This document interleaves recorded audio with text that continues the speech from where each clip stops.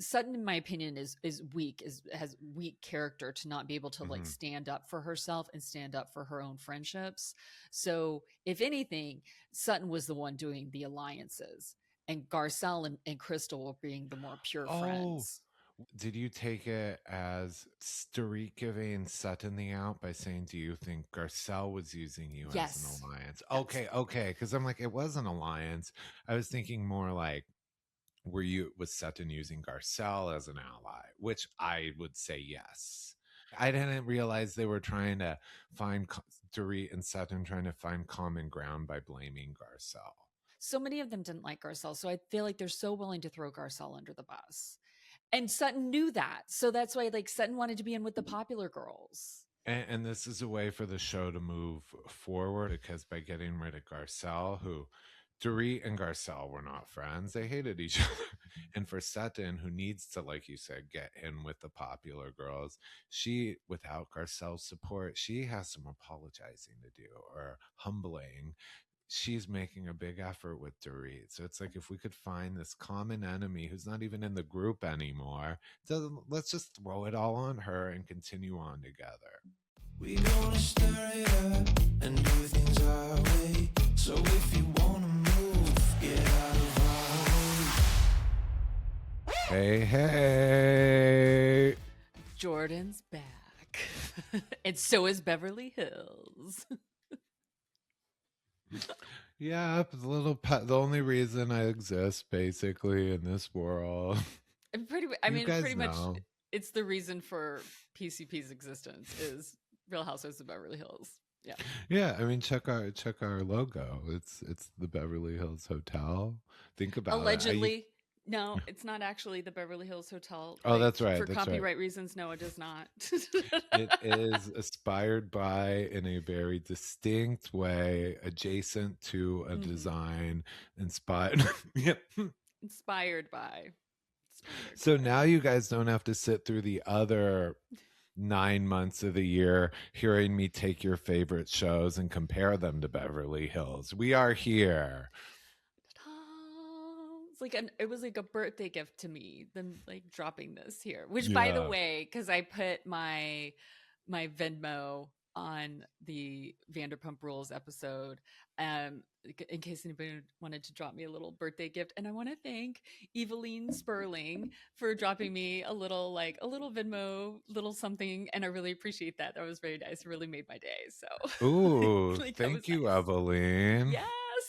Oh, feliz cumpleaños. Yeah. And I also want to thank Jordan for dropping me off some Hanson's cupcakes for my birthday yesterday. We're recording this on Sunday the 7th, and my birthday was on Saturday the 6th. So he dropped me off some cupcakes, and that was really sweet. See you guys. I'm not all. Not just a frozen heart. No. And if you guys want to know why Hanson's is so special, it's the favorite cake maker of the Hiltons, the Kardashians, the Spellings, and PCP. Yep. Someday it'll be the official cake maker of PCP. We're working on that, right? Yeah. Oh, well, I guess we should dive into this show. Yep. Let's Episode 1 of season 15. Season 15. Well, I guess first off, opening shots, very sunset. What's it? Selling Sunset. Those slow-mo glamour shots. But the part that's funny is when we've all been making fun of in social media and all over. Now we know why we had that shot of Dorit walking on Rodeo with the Hermes bags. Exactly. Yeah. At least it was just an opening shot and it wasn't some fake storyline, because we dug into it. Yes. They would never let her film in there. Those bags look empty. I mean, but it was just a promo shot. Exactly. Also, speaking of Hilton's, Erika washing her own car all sexily really reminded me of the Paris Hilton Carl's Jr. ad. Washing the car. Very coded. Yeah. But you had that whole glamour montage of I will say though, it kind of made me cringe when when Kyle's in her car and she's like, Siri, call Alexia my angel baby. And I was like, I know I'm not a mom. I know, I get it. But still, it just was like, I don't know. It made me cringe. Sorry, my hair is bothering me. I just got to put it up away from my face. Like, I don't have any to bother me. Yeah, so. I know. You get... That's why sometimes I do wish I was a bald man. You can be. No. Yeah, I can. Well, I could be a bald woman. Yeah. But I'm afraid of what shape my head is, you know? So who knows? It could happen to me someday. Anyway, all right. Hair's fixed. Let's get into this. If you want to know how the hair is fixed, make sure you're watching us on YouTube. If you don't care about the hair, then listen to us on your favorite podcast. Make sure you are subscribed, no matter where. Yeah. What else? I guess so. It opens with Boz, and Dorit. Bose. I do this every time, and the more I know, the more I remind myself, and the more you remind yourself, you're going to say it the completely opposite way. I agree. Yeah. Bose, yes. I felt attacked by her where she's making fun of Dorit's long voice text habits. Just so you know, that was a personal. Wait, you feel attacked? You leave a stream of like, 30-second to like 1.5 minute ones. Whereas I'm the one, I will leave you, well, not you.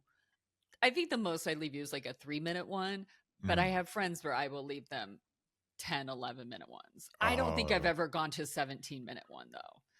11 minutes, I think, is my max ever. Yeah, I do. I kind of leave them in chapters or bursts of thought. Yeah. So, but I do it a lot. Yeah, but I definitely listen on 1.5 or 2. Yeah, like if it's a long one, or actually most of them, to be honest with you, no matter who they're coming from. And what else did we get from this? Dorit and Kyle go right back into it, straight from last season. Kyle took 4 days to, and I did like that Dorit acknowledge the context that, the show broke the fourth wall, and it's like, when I filed, it was big news. Yeah. And Kyle took 4 days. Yeah. I don't know why I'm gonna like stand up for Kyle here. I don't know why, but I also, because sometimes I have a bit of social anxiety when it comes to something, because if I miss somebody's birthday, sometimes I feel social anxiety that I missed their birthday after a couple of days, and then I'm like, oh, why didn't I, so if Kyle maybe missed it that day, or she had so much going on in her own life, I don't know, doing whatever, but then she also might have been thinking, oh, well, Dorit's phone might be blowing up. Maybe I should wait until things have calmed down a little bit more. Yeah. There's always like that type of thinking. So I just like, at least Kyle messaged her. I do kind of just say that. At least Kyle messaged her. But, maybe it just becomes a thing of like, hey, though, your friendship, you should kind of know that Dorit is going to want to hear from you right away. Yeah, because it could be left to Dorit's thought that maybe because she sided with PK once again. Which it gets murky later on. We'll get into it. I think Kyle's lying a little, but yeah, everybody thinks Kyle's lying. yeah. What else did? Yeah. Well, also like PK wants joint custody. I was like, hell no! Like, it is just to fuck with her. Like, it's just like with any like horrible husband. It's like, no, it basically comes down to money. He doesn't want to pay her money, right?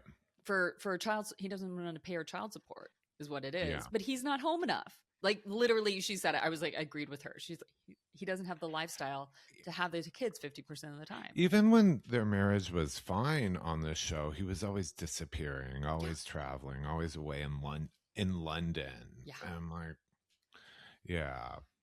Erika says in this episode, she's like, Mo is like, what did she say about PK? She's like, Mo's like in like Little League when it comes to hard partying. PK is like that was like at the end when Dorit, and I was like, why did she even say that? She was like, I think PK saw Mo partying and was like, "Oh, I'll just go." I was like, "Excuse me, absolutely not." I was like, "No, PK's always been a partier." PK was like, "Look, the rumors have been out about both of those men stepping out on these marriages before, but like, actually, I think it was more like PK's always been partying. In fact, you're the one who said that, Dorit, that like basically like almost like once you guys had kids, he didn't have a party friend anymore."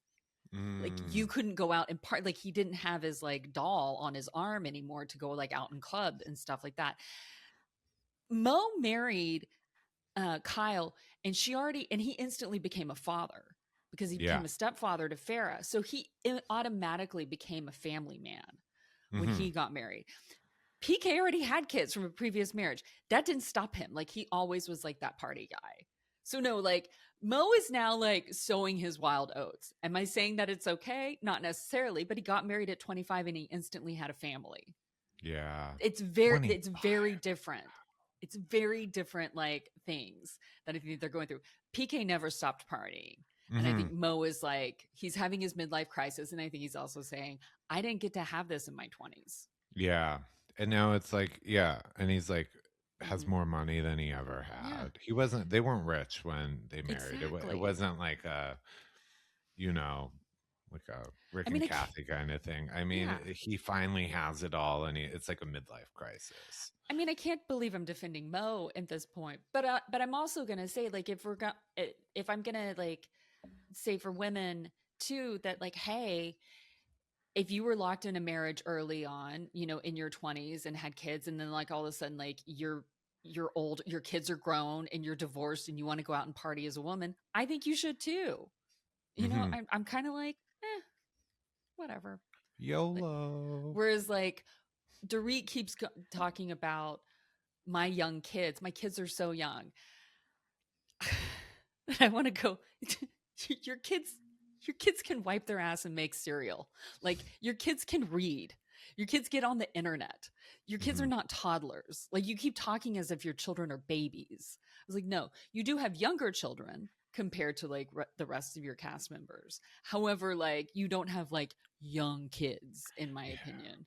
I keep thinking about them like when they first came on. Yeah. Like little. Yeah, little. Like Phoenix was an infant. Like and Jagger was like 1.5 or 2. Like, yeah. But now they're 9 and 11.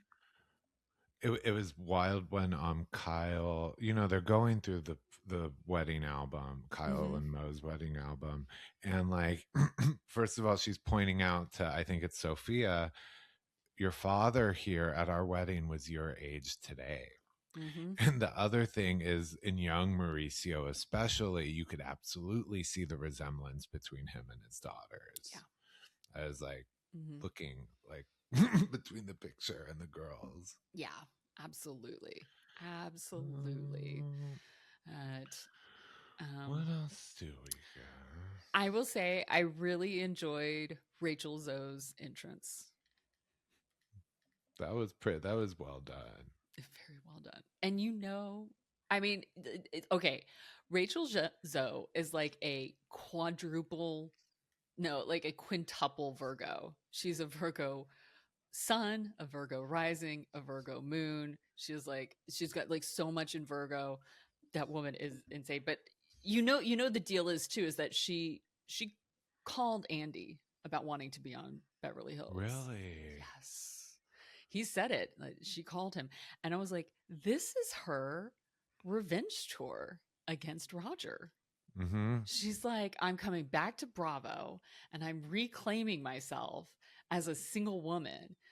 Fuck you, Roger, for like, you know, trying to like run everything in my life and, you know, and do all of this and getting a girlfriend, right, you know, maybe overlapping with us a little bit and stuff. And she's just like, nah, this I'm gonna burn it. I get to have this platform all to myself now. I mean, and the other women, but you don't get a say in it, basically. When they were on, like, his when on her original show, the Rachel Zoe Project, I mean, they were like a duo. They were like Siamese conjoined twins.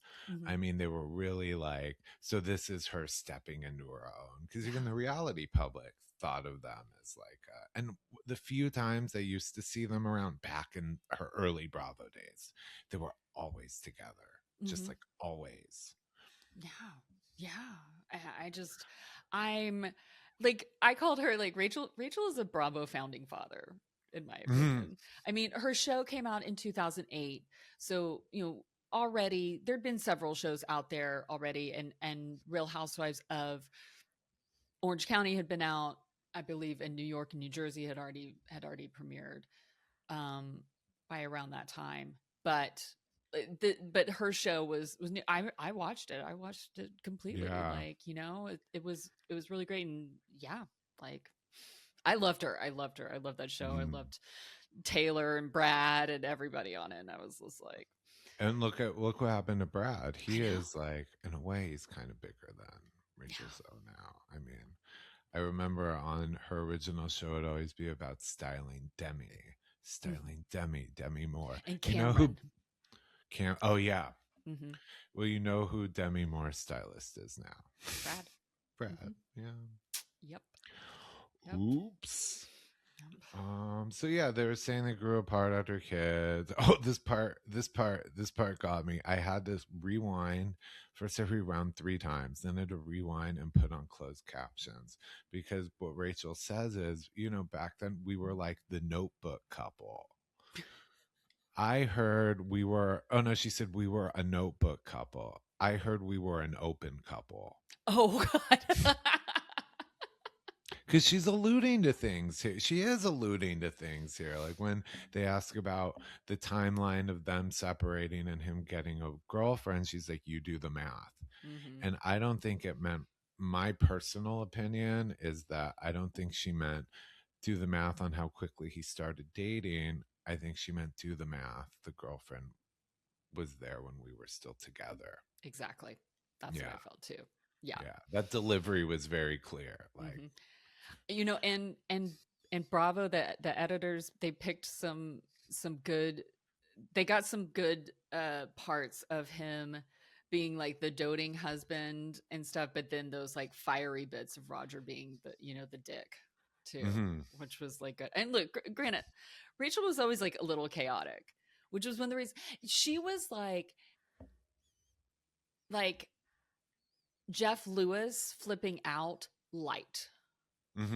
That makes sense, because like if you thought Rachel Zoe was like harsh to deal with, oh no, get a load of Jeff Lewis over here. Like Jeff Lewis is psychotic compared to her, and I still enjoyed watching Jeff Lewis, although he gives me a lot of anxiety. Like I would not want to work for him. I wouldn't want to work for Rachel Zoe either. Like I just no. I can't work for Virgos. I can work with Virgos. I cannot work for them. That makes sense. But yeah. But anyway, but we'll get into her more, and I'm excited for that. Let's move on. Let's move on to Erika. Okay, I don't get this. Erika takes a hired car to Kyle's to pick up Kyle to go visit Sutton's main road home. But then they end up driving Kyle's Porsche to Sutton's house. Did you notice that? No. Yeah. I was like, Erika took a hired car, a production car there, but then they drive. And of course, when they end up driving up next to, our beautiful Beverly Hills Hotel, I was like, how did you come all the way down to Sunset only to drive back up like that from Encino? Yeah. Because the main road, as we explained, is literally a main road, and it connects over basically to the edge of Encino into Bel Air, like Sherman Oaks to Bel Air. There would be absolutely no reason. And I mean, unless for some reason they decided to get on the 405 and then get off at Sunset. But there's still no reason. We're going to sound like that SNL skit. The Californians. But even if they took the 405 and exited Sunset, Beverly Glen, the main road, is before a mile or two before the Beverly Hills Hotel. So this was all aesthetics. This was all for vibes. It was all production. It was all like, let's get these shots in. This was not It was not practical whatsoever. These shots whatsoever. This was definitely Hollywooding. Right? Yeah. We're here to tell y'all that. We're here to tell y'all Yeah. that. Because I was just like, this bothers me. Reba returned. Reba, I love that their relationship is better. Like, I think that's good to hear. Let's, it does seem better because I don't think Reba could fake that for the camera. Because the other option would have been for Reba after watching her last season, wouldn't be to never appear on the show again. Like she could have been like, I'm not cut out for this. But no, she's there and she's sweet. And she's just she's sweet in her like molasses kind of way. Molasses is sweet but bitter. Like, so yeah. Oh yeah. Yeah. I don't mean it like in a slow way. I mean like, well, kind of in a slow Southern way, but anyway, Kyle brings up something that we broke on our own social media and people accused us of lying about it. To those who accused us, thank you for the apology. We don't know if we forgive you. I mean, we are talking about, we're going to Dorit and Kyle you. We'll forgive you maybe today, but maybe not tomorrow. We were the ones who broke the news that Sutton had let go of Avi. Yep. We told you all, and there were literally people in the comments being like, not true, not true. Yeah, don't question us on Beverly Hills. Yep. It won't go well for you. No, I'm now threatening people. Look, we don't put it out unless we have it like triple, quadruple checked and like from the horse's mouth. Excuse us. Yeah. No, it was true. I mean, Lord, I love how she's like, there was no drama. Sutton was like, there's no drama. I'm like, excuse us. If he's not talking to you anymore, there is drama. There was drama. I mean, I had heard all kinds of things about I had heard allegedly his severance package was just 1 week's pay after, like, as she described, years and years with him, running her life, running her family. I heard she gave him I don't even know if it was $1,000. I don't know how much he made, but literally 1 week's pay and leave the key behind you. So Sutton never knows what she's done wrong. Remember? No, as we'll talk about more in this episode. Well, also in the after show, they talk about it quite a bit. And Kathy says when they're talking about it, she's like, well, because Sutton also talks about how, she's like, well, I'm an empty nest. I mean, I don't have the kids anymore and I don't have the storefront. I don't really need somebody. And she's justifying in those ways, which are justifiable ways. But Kathy's like, well, when you reduce somebody's hours, you need to allow them to find other work and stuff, which I was like, yeah, Kathy, I think you hit the nail on the head that we heard about. Like, if he's not going to be happy either if you keep reducing his hours or reducing his pay and quote unquote his hours, yet most likely, I'm sorry, Sutton, you probably were expecting him to work just as much as he was working before.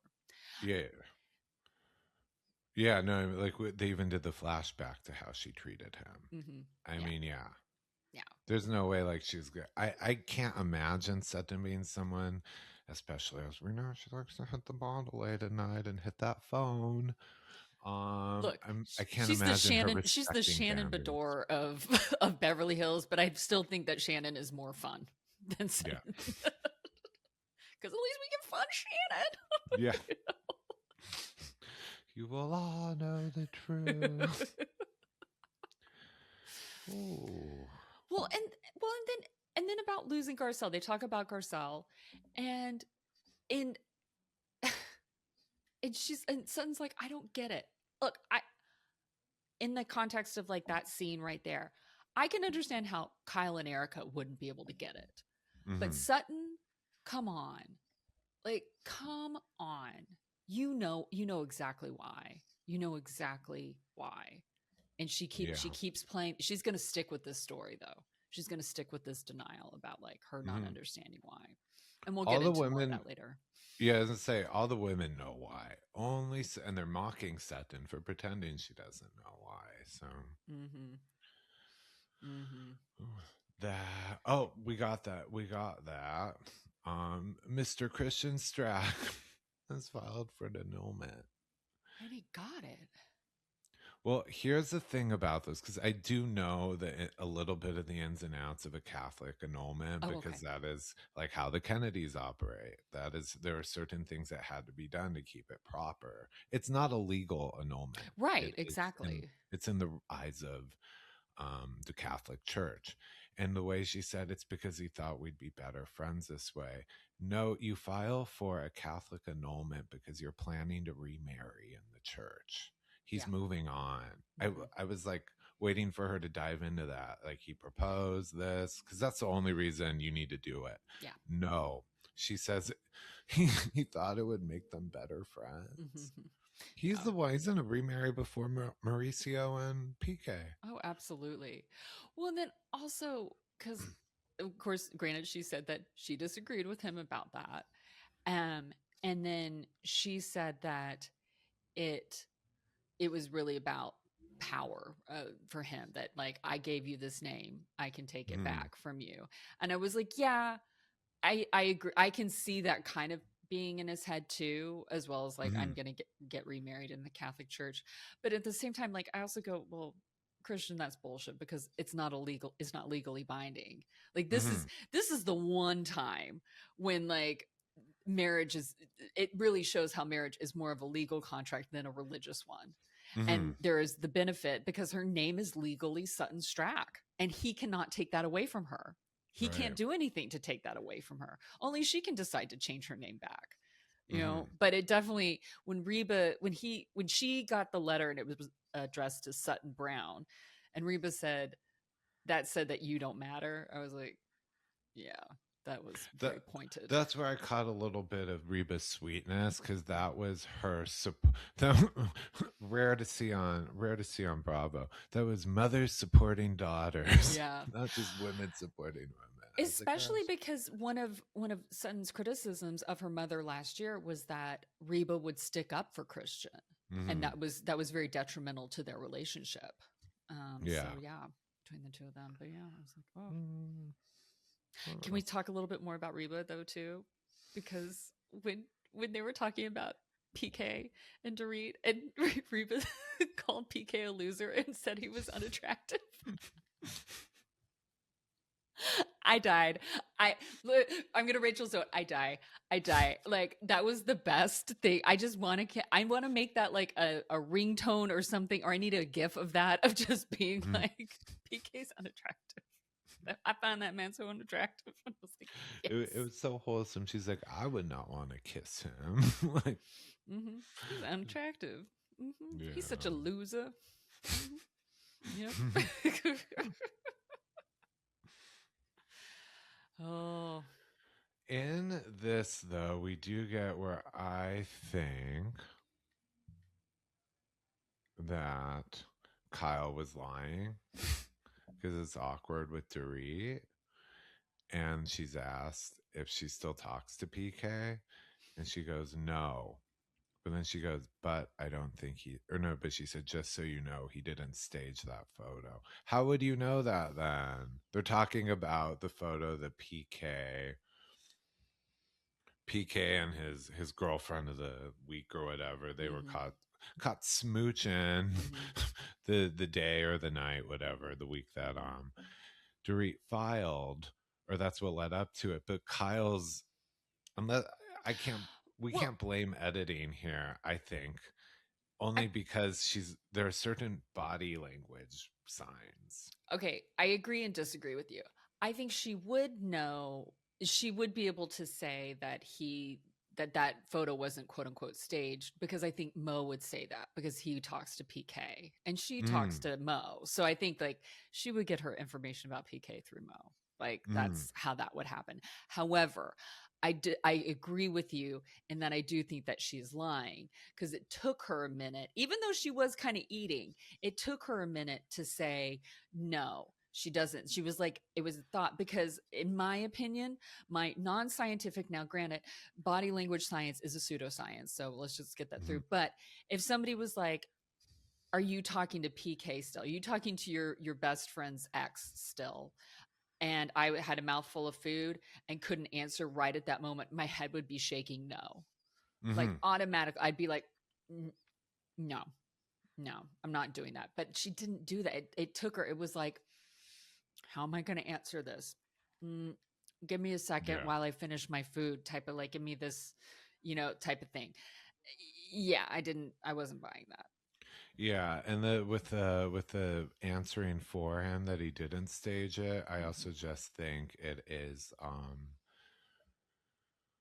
she was not just like whether she knows or not, but it was her instinct to protect him. Yes, I agree. That's where I was like, yeah, I don't buy Yeah. it. And we should go see who the photographer photo agency is, because I know who they hire. Hmm. And by the way, they're all guilty of it. People at that table, people who were denying talking to PK. I mean, it's Housewives. All those Hmm. shots you see of them at the Beverly Glen Center, or what's it called, the Glen Center. Hmm. It's not an accident Yeah. Yeah. in Exactly. this town. Mm. um, dun, dun, dun, Well, dun, we have dun. Rachel cooking breakfast for her youngest, Caius, and talking about how she loves her empty house. I'm curious. I'll try to find it for you guys, the house, because what was I gonna say? What was I gonna say? The opening shot of this episode when she's going to Kathy's, it looks like she's walking to Kathy's. It looks like she's pulling a Lisa Vanderpump and Adrian Malouf, Hmm. like season one type of Yeah. thing, and that's not happening. Yeah. And Kathy's street is not the kind you park on. There really is no. You pull into the gates. Every house has a each house has gates and a driveway. There is no street parking on there, which means it's not like she pulled up, parked on it, and then walked up into the driveway. Hmm. It's implying like they're neighbors, and she's like, there's no real street parking in that neighborhood."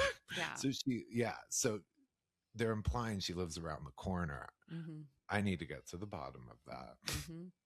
Which is also, can we go on a tangent? Which is also crazy why somebody tried to break into Kathy and Rick's house Yeah. because you cannot park on that street. And it's Right. just like, You'd have to go by foot. I mean, there literally is no parking, like even allowed, let alone the street is so hedged and narrow, you mhm. really can't leave a car on it. Yeah, So, yeah. Like, where were they gonna run off with what? I don't know what. Like, and also like the presumptuousness of like of these would be burglars to think that like that nobody would be in that house. Like, rich people, there's always somebody in that house. Like, yeah. and I'm talking uber rich, like the Hiltons. Uber Yeah. rich They have people, staff. there's always somebody in the house. Yeah. They don't just, it's not like locking up your 3 bedroom and going away. Yeah. Yeah. It's so crazy. So crazy. It boggles my mind. Like I don't, I often wonder what they were looking for exactly, because robbers don't take it's not like in movies. They're not looking for your TVs and your computers. They need things they can grab, which would be what, like jewelry and Mm-hmm. stuff. But yeah, that stuff, people in LA especially now, there are a lot of like robberies and things, and those are kind of Beverly Hills circles. Women have their jewelry, the good stuff, locked away. Mm-hmm. Even women like Kathy, even like all the people we talk about, the candy spellings, all those. No, so I don't know what they were going for. Fine China, were they going to Mm-hmm. run away with like, Vic, with like Queen Elizabeth silver? I don't, Yeah. I don't know what they were doing. It Yeah. creeped me out from what I heard. You know what? I just had a thought. I mean, and this is just a wild thought that just like came to me, but I wonder if this might have been part of the conversation. I'm taking this over to Orange County to Heather and Terry when they decided to sell that house that they were renovating. If they were Mm-hmm. kind of like, you know what, there's going to be so much money going into this house. It may not, the ROI may not be good on it. Plus our kids are going away. So it may not be worth it to have this big house, but also there, we are safer living in this condo, in this building, Yeah. actually, than we would be maybe living in this house. And that was just one, on not the main reason, but one of several reasons to get rid of that house Hmm. and stay in the Century, you know? Yeah. Because when you're like, especially with the Dubrows house in Beverly Hills, the one that they were renovating and sold, it's on a top of it. It's on its own bluff, its own hillside, kind of like LVPs and stuff. Mm-hmm. And while that does add privacy, also remember, and another thing, tie back into these robberies and stuff.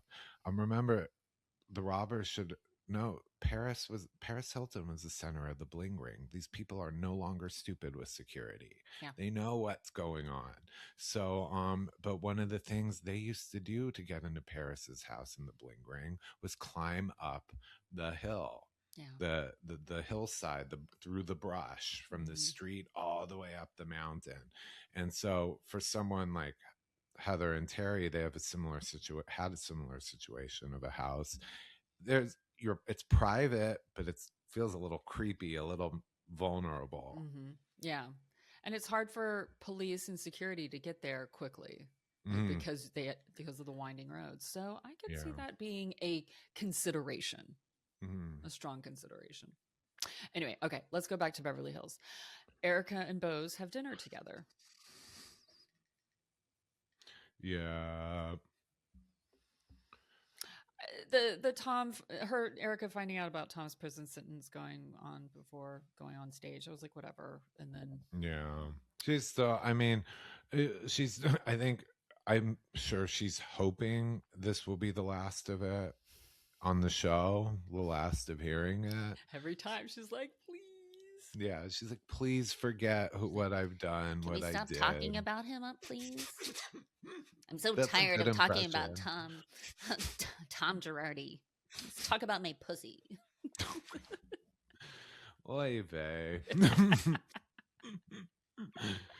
But yeah, that, like the whole thing, she doesn't know if she wants to say goodbye. Does she need the closure? Well, I'm like, no, what she's telling us is I've rebranded. That is not what I did with Tom, is none of my business. I am not the Erika then. Bye, stop mentioning it. Yeah. And she even implies he'll die soon. She goes, I'm continuing on with my life and he's at the end of his, or he's at the end of his journey and I'm still in mine. But read between the lines. She's like, he's gonna die soon. Yeah. But Erika tells Boz about Avi. So they're gossiping about Sutton. And I mean, she brings up a good point about like seeing like they're seeing like her close relationships disintegrate. And then talking about how like Sutton was so sharp and like coming after people last season, like coming after Dorit and other people, but was so silent during the reunion. And I was like, yeah, I mean, we all were talking about that.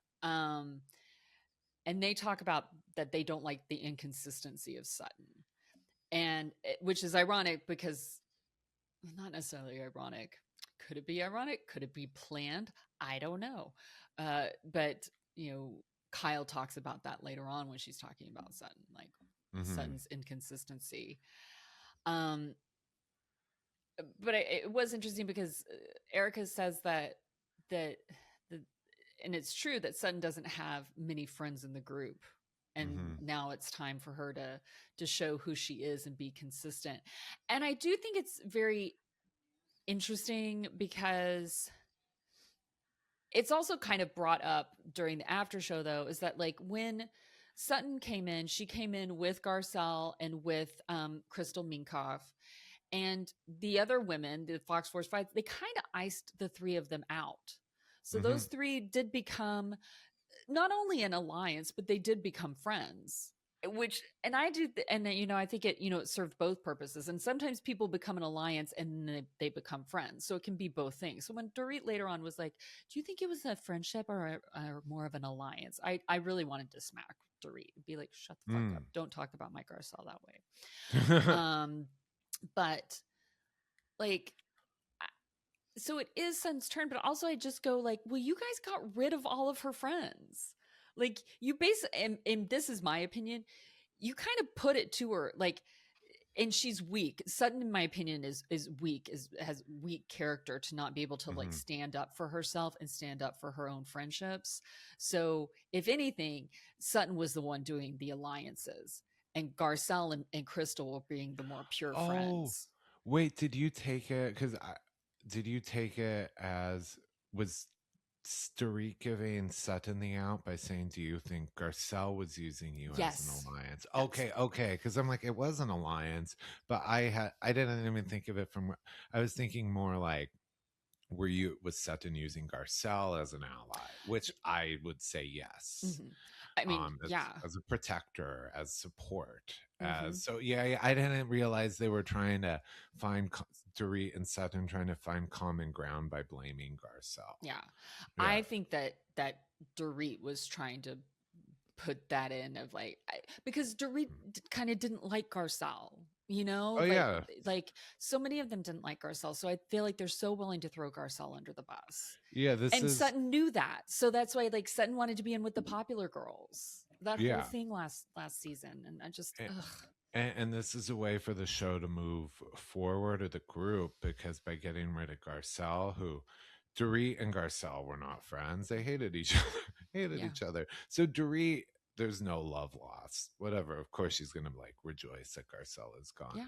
And for Sutton, who needs to, like you said, get in with the popular girls, without Garcelle's support, she has some apologizing to do, or humbling. She's making a big effort with Dorit. So it's like, if we could find this common enemy who's not even in the group anymore, let's just throw it all on her and continue on together. Exactly. I mean, I will say, at least, I mean, we're granted, we're kind of jumping ahead, but at the party, when Dorit does say that to Sutton does reject that. And at least in their confessional, acts like that's something that is kind of offensive to her, that they would imply that. But during the after show, Dorit and Kyle vehemently believe that Sutton and Garcelle's relationship was an alliance, and purely an alliance, not a real friendship. Whereas actually Erika does believe that they had a real friendship. And so does Jennifer Tilly, and like those were the two that I remember that were like, no, this was a real friendship. Did you catch what Kyle said about it? That now, when she was talking about the inconsistencies in Sutton and things like that, she says something like, it was like, now now that Garcelle's gone, like she would act differently around Garcelle than she would around me. Yeah, just as in private, she was a much different person, and now like she could be the same without Garcelle. So I don't know what that that implies. A lot of that could be interpreted in a lot of ways, so many different ways, and I just didn't like the way it came off, to be honest with you. I thought it was very mean girl, snarky. Yeah. And from what I gather, we're going to see, though, Kyle and Sutton, they are on better terms throughout the season. In interviews now, they're talking about how, but to me, that was Kyle saying that was an attack on Sutton. So I was just like, but I don't think Sutton cares as long as Sutton has that friendship. So I agree. Oh, can we talk real quick before we go to the party? When Bose calls Sutton Slim Shady, and Erika was like, I don't know if we call her Slim, more like a box. And then she's like, I'm going to hell. And I was like, I say that all the time. SpongeBob Square Sutton. That's what she was getting at. That's exactly what she was getting at. I mean, we've talked about it on the show. Like, we're like, it's not that she wears very expensive clothes, all that stuff. It's not like we think she's hideous or we're bullying her, but it's just she dresses in a way that doesn't flatter her shape. It emphasizes her bird-like stick legs, her Mm-hmm. toothpick arms. Like, look, we all you can only do so much with your own body type, and you have to work with it. And I feel like she's never working with it. She's always working against it. So, yeah, I cracked up. I was like, that's a good one. Yeah. Ooh. Man. Okay, so we get into Kyle's summer party. Yes. Okay. First of all, this is I see Kyle's been studying in the party planning at the altar, the encyclopedia of Kathy. I saw those little stations, like the little activity stations. I saw the emphasis on beautiful flowers, all this stuff. I was like, this is very Kathy coded. This is like it's not like, because Kyle's are usually like, I always the Mauricio doing the tequila thing of, it's a different vibe. This was a ladies' party in a very Kathy style. And I have a mystery to solve for you guys, though. Well, I mean, I solved it. I've solved that woman. Remember, they all stopped. Faye, that was Faye Resnick, by the way. Faye didn't get the usual hype. She was just walking in. I know. Well, it was so funny because, Kyle is like not recognizing this woman, and she's going, "Is that Dorit?" And I was like, "Well, that's Faye." And then there's somebody else with Faye, but you're not even being like, "Who's with Faye?" You're not even saying who's with Faye. Like, is Dorit with Faye? No. Like, who is this woman? Not Dorit. Yeah, and they put it that way. They started tagging her, or labeling her in the thing as not Dorit, and then finally they said Anna, and it still took me a second, but I realized I know her. I know her. So not Dorit, Anna. She is actually okay. So remember when I was talking about how we were talking about the robbery and stuff, and how these women with that kind of jewelry, it's in the bank, it is in a vault, it's not in the house, there's no point in robbing. What Kathy has done, because she has very big jewelry too, she created a line with that woman, Anna Zuckerman, kind of like fine replicas of her real jewelry. So Kathy has a jewelry line with her. Her name's Anna Zuckerman.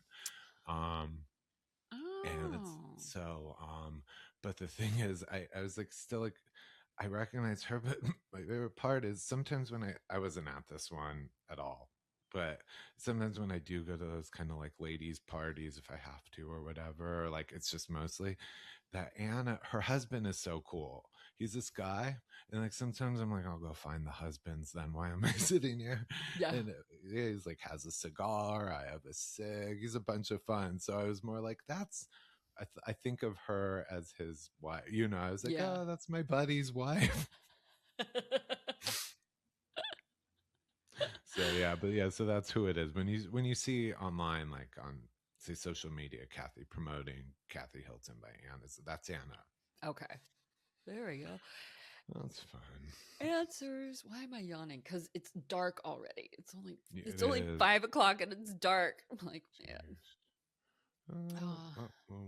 Well, and Bose brings Keely and her daughter Lael with her, but also like at first I was like, oh, Keely's still around. I was like, well, yeah, we know they get engaged at the end of the season, so yes, he's still around. I guess we're gonna have to warm up to him. I guess we can't call him. What did we call him last year? Shit. Keely Grammer. Oh man. Anyway. Well, we'll see if Kyle and Bose become friends, because that's it seemed like Kyle made a little bit of an effort to be welcoming to her, a little bit more like, I'm so happy to see you, because it's always been a little standoffish. Yeah, she does seem to do that. Yeah.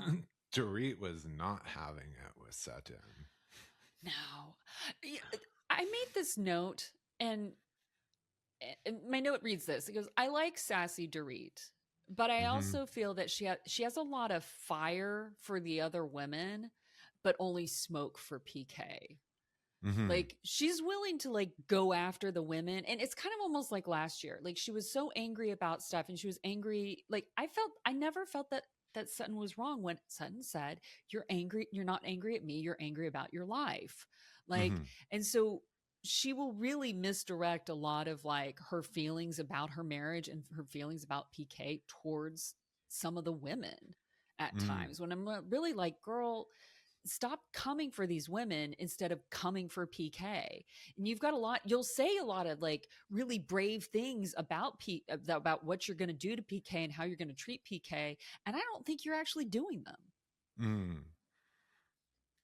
Like, I just think, I feel like she talks a big time. Like she's like a small dog who like, just, just yips a lot. I did like, though, I'm going to save this line from Dorit when she knows what Sutton's about, the inconsistencies, and Sutton here is kind of throwing herself, she's clearly trying to refriend Dorit. But what did Dorit say? I'm going to start using this now. If Sutton wants to go there, I will meet her there. She meant like, if Sutton wants to get into it with me, I will go right for it. It's like, I like that. It's like, meet me outside. That's what she meant. Meet me outside.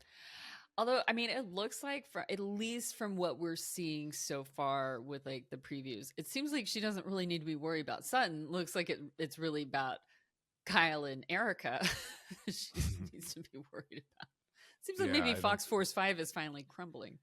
We'll see. Yeah. We'll see. And yet again, they bring up, because Boz is there, they're all there now, and so they start asking Sutton about what happened with Garcelle. And again, Sutton's like, I don't know. And I was like, girl, what do you not know? You stabbed her in the back. You stabbed her in the back at the reunion. And then she's like, I texted her, and I texted her, girl. I was like, girl, no, you call her, you send her flowers, you show up at her fucking door. Granted, in the after show, she did say that she did call her and like have a conversation with her like a week or so. So they did speak? So they did speak, apparently. And she says in that phone conversation that Garcelle didn't bring up anything and wasn't like, you did this, this, and this. Granted, we're only hearing that from Sutton. But then afterwards, she didn't hear anything. Like she texted her for Easter and Mother's Day and stuff and didn't hear anything. But it was also interesting because like Boz is also saying, I wrote that Boz could fuck off acting like she doesn't know why Garcelle was mad at her for not having her back. I was like, girl, you know exactly why. Like Garcelle put it out there, saying like that not all skin folk are kinfolk. Yeah. Like I also was like, I feel like, and this was a book and then a show on Hulu. I feel like maybe that Garcelle was like, oh, Boz is the other black girl. Like, and Garcelle was in that TV show too on Hulu, the other black girl. And I was like, that's like Garcelle got other black girled, basically, is what happened. But instead of like actually, giving into the sauce, like she decided, no, I'm not giving into this stuff. So that's my opinion. And that's a white girl's opinion, but I don't know. So it's like, and this might have already been talked about from other, Black creators who follow Bravo. But I was like, the fact that like months later, Boz is still going, I don't understand why she's mad at me. I'd be like, I'm sorry, like no. I mean, I thought Boz was taking it though as like I didn't stand up for her. And Sutton hung her out to dry. I thought she was acknowledging like. I didn't feel like she was acknowledging that at all. I felt that she was just going, I don't understand why she's mad at me. Like no, she acknowledged she was mad at Garcelle. The way she put it was brief, but she was like, well, I didn't stand up for her, and Sutton hung her out to dry or something. Oh, I see what you're saying. I guess I don't feel that that's enough, like really an apology. It's like, oh, well, I see that I didn't have her back, but I didn't feel like I should have her back. Like, well, yeah. I think that's fair, though. So, I mean, it's not like they had a lot of history. I guess I felt that the things that Garcelle felt that Boz should have her back on were things like Boz. I didn't feel like she felt that she should have her back on immaterial things. I felt like it was more like very deep things that, to be honest with you, that a lot of us who are non-people of color can't really understand. That it really was like an unsaid thing that like that where it is like kinfolk like would understand, like, you know what I'm talking about. So I'm gonna kind of leave it there because I do feel like this is like a bigger discussion. But I feel that I still ride for Garcelle. Like, what can I say? Bose has a lot of work to do to help me get over that. So I'm just saying. Not that I hate Bose. Just there's a lot of things I like about Bose. Garcelle was never a key figure in the show for me. So I never, like, it's not like she was center diamond. It's not like she was. I'm like, I mean, I think it's what Sutton is the one who betrayed her. Right. I don't think she can a first season housewife to be like, you haven't, or ride or dies. Sutton, but no, I agree with that completely, and I think it's like that's the main issue there. But also, like, I've been a fan of Garcelle Beauvais for like 30 years, 30 plus years. So just so y'all know, like, I've been a fan of her since like at least coming to America at the very like very early, very earliest. Anyway. What should we call it? Rachel and Kathy show up.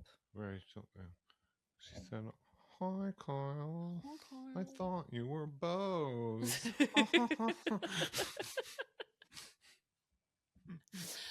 Okay, one thing that Erika and I would definitely like bond over is being the first people in line for food. Always. Yeah, she's there getting food. I was like, exactly. I don't care. This time I liked it because there was one time they were on a trip. It was like not a good. It was like in the middle of the middle of the Tom and stuff, and Erika's falling apart. It was like a camping trip. And Erika makes this big deal of eating that pie, like, and it's in this attitude where it's like, I'm the only real bitch in Beverly Hills. I'll eat this. I was like, okay, it's so performative. Like, she thought she was doing something.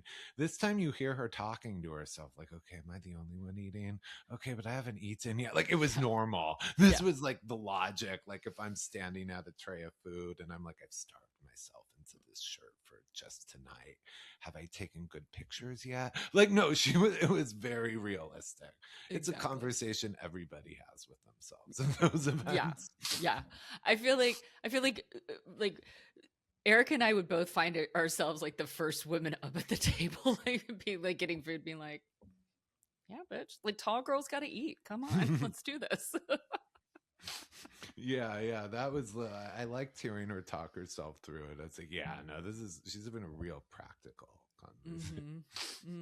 Oh, I died when now I sound like Rachel. I died when when Kathy pulls those random jeans out of her purse. And, like, Mary fucking Poppins. Like, you got a lamp there too? She's like, yeah, I brought them for Kyle. But Rachel is like, I don't understand Kathy. I just roll with Kathy. Like, don't ask questions. Just the man. Isn't that what you do too? Like, I just roll with Kathy. Like, yeah, the question. You know what? If she said it, then it's right. That's my philosophy. WWKD. What would Kathy do? Yeah. So, and I think everyone around her is like, yeah, no, I don't. If now I'm going to start going to parties and pulling out jeans just because it's apparently the proper like thing to do in Bel Air. It's like the Regina George. It's like when they cut off the breasts on her on her tank top, and it's like, so and then all the girls just start wearing it like that because she's like, fucking, I don't care, I'll just wear that. That's how it works in that world. Kathy did it. It's good and it's right. So exactly. Oh, well, they start talking about divorce again, because now you've got like, I did think it was interesting because Bose was like pointing out, it was like, well, Rachel, you're going through this divorce, and so is Dorit. Like, these are like the two of you can almost kind of commiserate because you both have, you know, children in the house, and their kids are about the same age too. So like, I thought that was like kind of nice. And but Rachel said exactly what I've been saying for years. I've been saying it almost my entire life since my parents got divorced, but I've also been saying it always on the podcast, that kids don't want parents who don't love each other to stay together, because the kids can feel it. Like, do not stay together for the kids. And I felt like, I appreciate Rachel's, like, it's like a breath of fresh air compared to like Dorit trying to like put her head in the sand when it comes to like her kids in this divorce. Yeah. It's just blowing my mind. They're old enough now. Yeah. It can't be avoided. Yeah. Cause and in the after show, I mean, at least, you know, you hear both Kyle and Sutton, like they've obviously, like, they learned from last season to not confront Dorit about like telling her kids, and they're like, look, you all figure out how to do it in your best way. But Sutton was like, my kids were the same age as Dorit's kids when we split up, and we told them. And I think it's like, I mean, it's so interesting because Bose asked Dorit if the kids know now. And she's like, well, yes, but no, like, I haven't sat them down and told them, but like, and she doesn't talk about Phoenix, but she only talks about Jagger, how basically Jagger tells her that he knows, but then he doesn't want to talk about it because you live in a house where you don't talk about your feelings. You don't talk about the truth. That's the problem that you have created for yourself, Dorit. But you actually you're not honest in your house. And that's what he is learning. That's what your children are learning. You're not really honest about what's going on in your life. And I think that's a big problem. So, yeah. Who was it who said, was it Sutton? I was like, you can't wait till they're 35 to sit them down. Was that, I think it was her. Yeah. Yeah, you can't. And they know. Like, I think we all said last year, it was like, they're going to figure this out. They're going to figure it out. Like, it really actually doesn't matter that PK's gone most of the time. It's an energy that you feel that's just all of a sudden kind of different. And you're like, oh, something's weird. And like, when he comes home, you're like, yeah, I just can't. I kind of, that's what Dorit really bothers me in these times. And I'm just like, girl, you need to start living in reality here. Come on. They're both in for because I keep thinking, we know we've gone at length, the whole world has gotten like about Dorit and PK's finances and stuff. So I guess maybe it's more what I'm shifting towards is Rachel and Roger's divorce, although it's already, sounds, just from she steps on the scene, it sounds like it's tense. Unlike Kyle and Mose, who they're trying to evolve together and be like the cool modern family. But the one thing we're both, it's going to take a long time, and because it's not going well with Roger and Rachel, it's going to be even worse, is they both built their companies and their fortunes together side by side. I wonder if when Rachel said one of her regrets is working with him is that's 50% of the Rachel Zoe brand is Roger's. He built it with her. Just roll the footage. He was CEO of her company. Yeah. Absolutely. So, I mean, to untangle her life, which is another reason I was like, I need to find this house. If it really is by Kathy's, what kind of money is going on in Rachel Zoe world? Because that's major bananas. No. Oh my gosh, I forgot about bananas. Bananas. No, that's why I'm like, because if she is living on that street, at this point, I don't know if she'll be living on it once everything's separated, divided. No. I remember in like the later seasons of the Rachel Zoe project, they had a house because they moved out of like that condo in Beverly Hills, and they moved into a house, and but it was on a main road. Yeah. It was like near Doheny. Like I keep wanting to say it was on Doheny, but I don't think it was on Doheny, but it was like near around there. Anyway. I think that's the other thing. I don't know of this current house, but like back then there were a lot of rentals involved. Yeah. Like they moved from mansion to mansion. Because they were building it up. Like they didn't really have the money yet. Yeah. Yeah. So, and one last thing about that is, because I used to make fun of it before I knew a little more, is how like branding and marketing stuff works. Is I used to laugh because I see Rachel Zoe brand products like dresses, whatever, accessories, and like Marshalls or TJ Maxx. But honestly, you make a ton of money licensing into the lower price things. Having your stuff at, would you rather sell a handful of dresses at Barney's? Or would you rather sell 10,000 dresses at a time across the country? So actually, I always viewed it as like a downward turn, but you're actually cashing in when you make it a lower price point. It's why Jessica Simpson's a billionaire. Mm-hmm.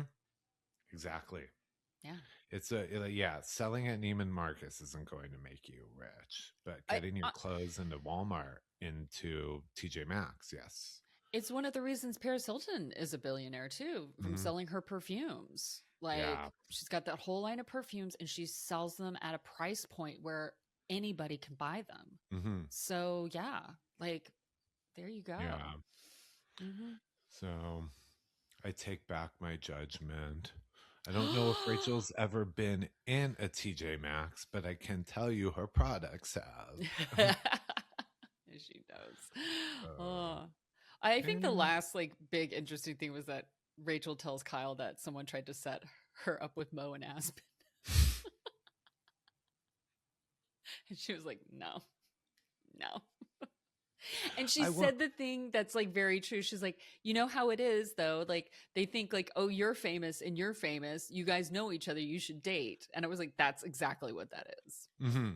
Exactly what that is. I mean, because if they really knew Mo and what he's been dating, Rachel's twice. He wants some 20. He wants some barely legal to drink. It seems so. Yeah. PK and Mo are definitely dating, like, just around like could be their daughter's age. That's what they're dating. That's what they're into. They're dating for like, their next set of children. Yeah. I keep thinking about that with Mauricio. It's like he has everything in the world now except a boy. Not to be sexist, but that's where he's gonna go. Like he has the money, the fame. He's had the wife, the daughters. If he's gonna go again, he's gonna go half that age, and then the next kid will be. Well, he better do IVF and choose the sex of the baby because because obviously he keeps rolling girls, and we know that the sperm determines the sex of the child. So there you go. And although men's sperm, old sperm, not really reliable either. So guess what? Could be some problems with that. Old sperm ain't good sperm either. Anyway, I know you enjoy the sperm talk. Well, on that note. On that fertile note. Make sure to subscribe. Make sure to follow. Make sure to hype us, that little hype button. But it's only available on your mobile device. It's not if like you're watching on your computer or on your TV, you can't hype it. You can just So this is for YouTube, the YouTube hype button. Yeah. A hype button. So it's only available on your mobile device. And by the way, we may have some surprises coming this week, some RHOBH PCP exclusives. Yeah.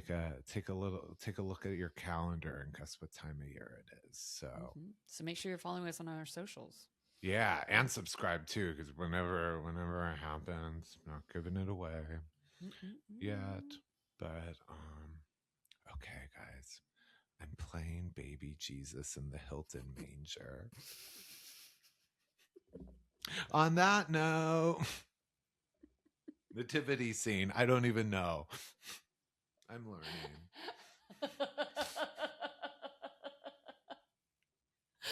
Away. manger, no crib for a Jordan.